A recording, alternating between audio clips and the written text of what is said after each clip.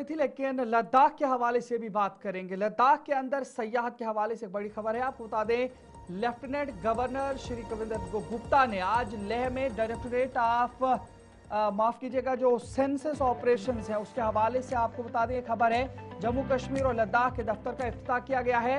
ये अहम पेशरफ्त आपको बता दें, ये अहम पेशरफ्त मरदमशुमारी 2027 की तैयारियों के आगाज की अलामत है, जिससे खिते में इंतजामी और शुमारियाती निज़ाम को मजीद मजबूत बनाने में मदद मिलेगी। तो अब इस हवाले से जो सेंसस का दफ्तर है इस हवाले से खोला गया है और लेफ्टिनेंट गवर्नर लद्दाख कविंदर गुप्ता की जानिब से बाकायदा इस दफ्तर का आज इफ्तिताह किया गया है और इफ्तिताह करने के बाद बाकायदा अब ये साल 2027 के लिए मुफीद साबित होगा। सेंसस के हवाले से मजीद लेफ्टिनेंट गवर्नर कविंदर गुप्ता की जानिब से इसके हवाले से क्या कुछ कहा गया है वो भी सुनते हैं। जो भारत सरकार की तरफ से दिया गया है और हम सब जानते हैं कि कुछ कारणों से, जैसे बताया गया कि 2020 में कोरोना के कारण से इस सभी की तैयारी नहीं हो सकी, पॉसिबल भी नहीं था। तो आज भी हम फील्ड में जाते हैं, बड़े लोगों को शिकायत रहती है कि 2011 के सेंसस के आधार पर चीज़ें बहुत बदल चुकी हैं और कुछ पेंशन्स का इशू आता है, दूसरे इश्यूज आते हैं, रोज़मर्रा के जो ऑफिसर्स हैं वहाँ पर इश्यूज आते हैं। तो उस चीज़ को दुरुस्त करने के लिए मुझे लगता है कि भारत सरकार इस पर काम शुरू कर दिया गया है।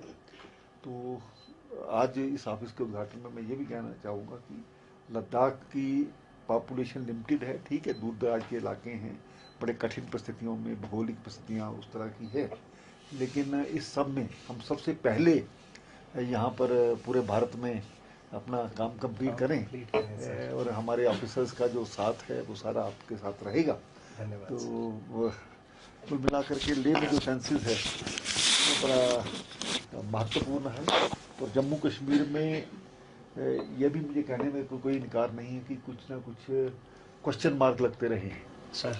तो उस पर बार बार लोगों क्या रहता था जी, जब जनगणना हुई तो ये ऑफिस में बैठ के कर दी गई, तो फील्ड में लोग गए नहीं, लेकिन हम भी एक जम्मू कश्मीर का हिस्सा थे। तो मुझे लगता है कि अब हमारा जो नेटवर्क है यहाँ पर सरकार का वो अच्छा काम करेगा और आने वाले समय में सेंसस को हम एक ऐसा प्रावधान जो संविधान के माध्यम से हमें मिला है वो समझ करके करें। हर ऑफिसर इसमें इन्वॉल्व होना चाहिए। जब इकट्ठे मिलकर के टीम वर्क होता है तो मुझे लगता है कि इसमें कोई देरी होने वाली नहीं है।